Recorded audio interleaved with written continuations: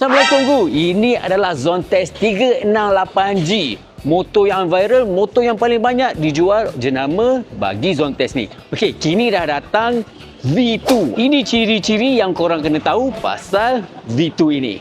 Okey, dari segi reka bentuk tiada bezanya, sama dengan seperti model V1. Cuma exhaust dia rekaan yang lebih barulah. Okey, kini didatangkan dengan fork depan USD. Throttle ni pun dah lain, dulu pakai kabel, sekarang ride by wire dan ada heated. Yang ini ramai yang tanya, dulu suspensi ni ada tabung, tetapi kali ni tidak mempunyai tabung. Tetapi performance dia masih lagi sama. Enjin masih lagi sama, menggunakan enjin 368cc dengan menyalurkan 38 horsepower dengan 40 Nm of torque. Enjin ini memiliki dual cooling system, yang mana yang ini lebih bagus. Apa yang aku boleh suka adalah untuk buka seat ni, tekan kat sini je, terus buka.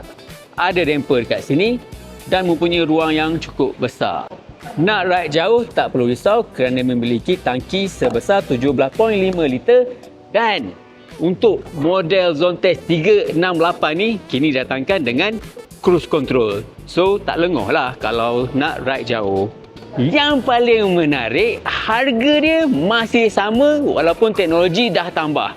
Motor ini dijual bermula RM28,800. So apa pandangan korang? Berbaloi ke tak? Sila komen di bawah.